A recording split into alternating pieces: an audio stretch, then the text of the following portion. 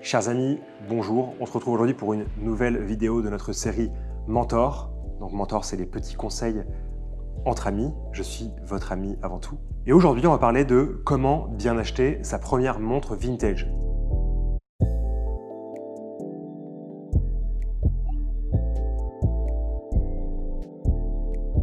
Alors on sait évidemment que acheter sa première montre, qu'elle soit neuve, de seconde main ou de collection, ça constitue toujours une première étape importante dans la vie pour marquer par exemple un événement heureux. Mais alors que, en effet, acheter une montre neuve en poussant la porte d'un magasin ou une montre de seconde main est un peu plus simple que d'acheter une montre vintage, et c'est pourquoi aujourd'hui j'aimerais vous communiquer quelques gentils conseils entre amis. En effet, on sait qu'acheter une montre vintage, ça peut faire peur, tous les gens qu'on connaît nous le disent, et ceci pour ça parfois qu'ils viennent demander conseil. Ça peut faire peur parce que la première chose qui vient à la tête des gens quand on parle de montre vintage, c'est se dire que ouais, c'est un vieux machin, c'est un vieil objet, c'est fatigué, c'est abîmé, ça va pas tenir longtemps, c'est pas très robuste.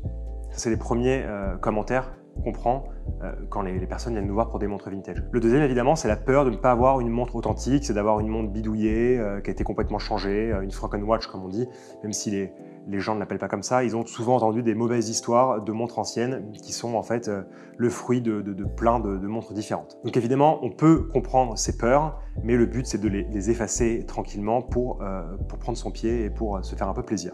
Alors quand vous souhaitez acheter une montre vintage, avant du lieu où vous allez la trouver, et ça on en parlera dans une deuxième partie, il faut d'abord se poser quelques questions importantes. Alors déjà vous allez vous dire, tiens, j'aimerais bien m'acheter une jolie montre.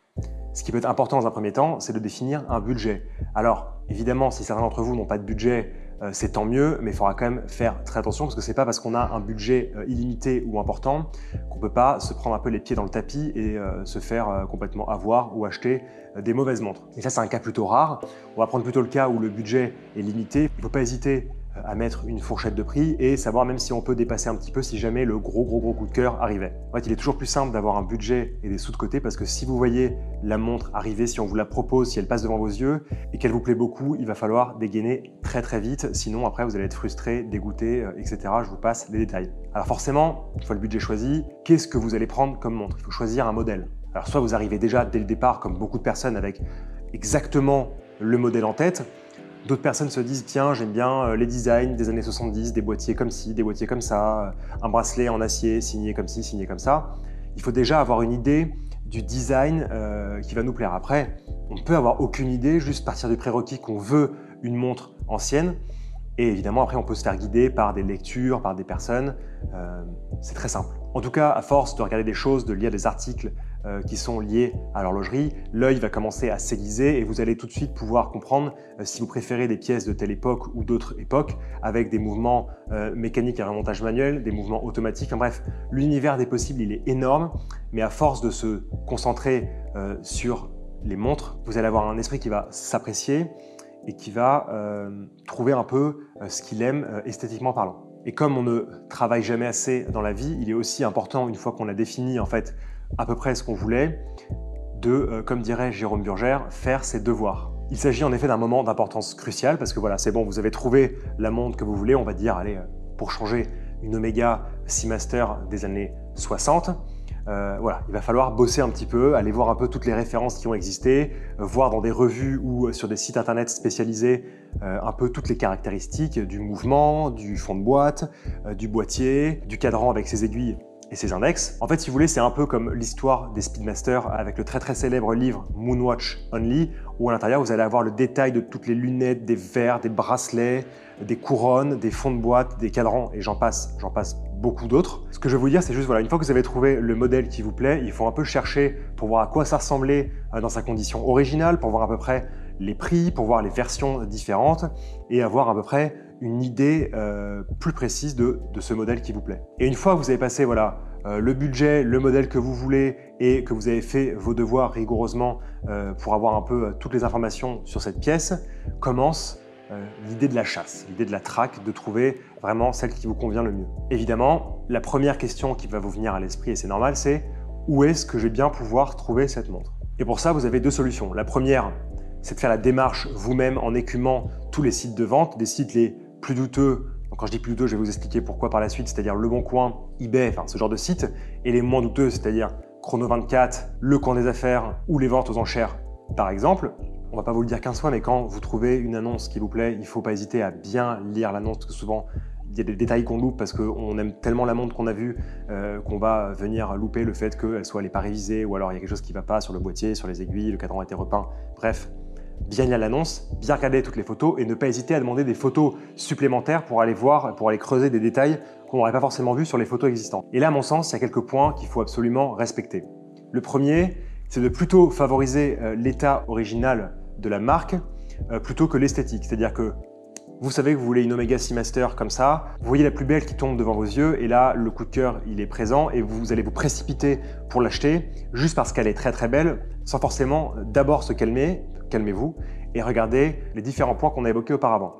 Soit son état est parfait et vous remarquez qu'elle était comme ça d'origine, soit elle était complètement maquillée. Alors je pense à un polissage de fou, ce qui fait que la montre à la fin devient une feuille de papier, à un cadran repeint, à des aiguilles qui ont été changées pour des aiguilles de service ou des aiguilles qui n'ont rien à voir avec la montre d'origine. Donc voilà, c'est ça que je veux dire. Il vaut mieux une montre dans son jus avec ses petites marques, ses petits défauts, et après que vous fassiez les interventions vous-même, plutôt qu'une montre qui a eu 1000 intervenants et où tout a été changé, qui paraît très belle au premier regard, mais qui en fait est full of shit. Voilà, c'est dit. Ça, c'était le premier point. Toujours favoriser un état d'origine plutôt qu'une esthétique parfaite, parce que vous pourrez y faire vous-même des petites interventions et qu'il vaut mieux rester sur un produit original que traficoter. Voilà. Deuxième point, quand on parle de patine, puisque souvent on parle de patine en horlogerie pour signifier que des cadrans, des index, des aiguilles ont vieilli, ce qui est totalement normal.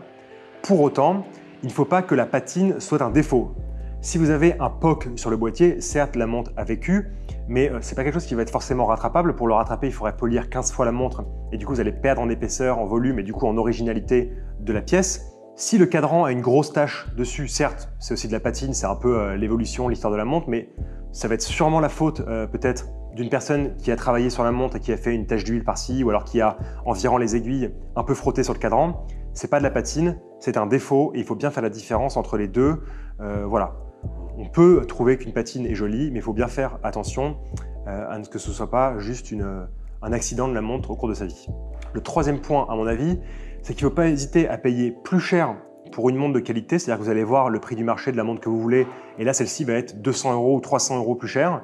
C'est qu'un exemple. Je pense qu'il faut mieux foncer dans ce genre de plan parce que la montre est vraiment dans son état original et en plus en bon état, plutôt qu'une montre pas chère avec une qualité pourrie. Parce que déjà d'une part, quand vous allez regarder la montre tous les jours, vous allez être un tout petit peu énervé à force. Et en plus de ça, quand vous allez vouloir revendre la montre un jour, c'est possible, même si je vous souhaite de la garder le plus longtemps possible, vous voulez absolument qu'il n'y ait pas de problème, qu'on puisse rien dire sur cette pièce, donc il faudra mieux avoir choisi une pièce de très bonne qualité. Comme disent bien souvent les marchands, le prix s'oublie, la qualité reste. Quatrième point, et pas des moindres, l'entretien de la montre. Imaginons que voilà, vous avez trouvé donc cette Omega Seamaster qui vous plaît beaucoup, vous avez trouvé un site et une personne de confiance où l'acheter, va forcément venir le moment de parler de révision. Est-ce que la montre est en état de fonctionnement? Est-ce que la marche de la montre est précise? Tout simplement parce que la montre, dans un premier temps, ne pourrait pas fonctionner. Si elle ne fonctionne pas, est-ce qu'il faut faire une grosse révision? Est-ce qu'il faut changer des pièces? Et vous savez aussi que trouver des pièces, ça peut être compliqué pour certains mouvements, même chez des marques connues. Et si la montre fonctionne, est-ce qu'elle tient bien l'heure? Parce que si elle tient très mal l'heure et qu'elle prend 1 heure d'avance ou de retard par jour, ça veut dire qu'il va falloir mettre une grosse révision dessus et ça peut vous coûter quelques ronds en plus et ça, on voudrait l'éviter ou alors ça peut rentrer aussi dans une phase de négociation du prix. Donc toujours demander si la montre a reçu un service, si elle fonctionne correctement, c'est très important. Je vous ai parlé ça de la chasse que vous faites vous-même. C'est-à-dire que vous allez sur votre petit site, vous demandez des photos, vous vous renseignez, vous avez fait vos devoirs, etc., etc. Vous achetez la montre, tout va bien dans le meilleur des mondes. La deuxième façon d'acheter des montres, c'est de passer par des professionnels. Je ne mets pas la première façon de faire avec la seconde. Ce sont des façons de faire qui sont assez différentes, mais j'ai tendance à penser que pour sa première montre vintage, il faut mieux faire équipe aux côtés d'un professionnel, commencer à se faire l'œil, apprendre un peu en expérience et une fois qu'on a acheté sa première montre ou sa deuxième montre, commencer à chasser tout seul parce qu'on a déjà acquis l'expérience et qu'on peut même du coup demander des conseils aux gens, au petit réseau qu'on a constitué depuis ses premiers achats. De manière générale, faire appel à un professionnel, c'est quelque chose de plus sécurisant. Tout d'abord parce que dans la majorité des cas, vous êtes certain d'acheter une pièce de qualité, une pièce qui aura été révisée par un horloger compétent et surtout que vous allez avoir en plus de ça une garantie d'1 an ou de 2 ans sur le fonctionnement de la montre. C'est-à-dire que tout ce qui peut vous arriver entre-temps, est compris dans cette garantie. Et dans la majorité des cas, alors je dis bien la majorité, même si parfois on peut trouver quelques jeunes marchands ou petits marchands qui font des prix très attractifs, vous allez payer pour cette qualité,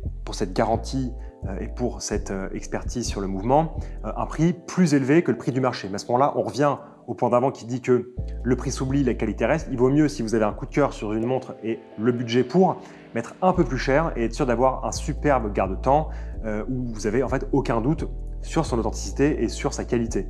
Alors que vous fonctionniez à distance tout seul ou avec un professionnel, il faut garder en tête que c'est toujours plus sympathique, quand vous avez évidemment trouvé le modèle qui vous plaît, d'aller le manipuler, d'aller l'essayer.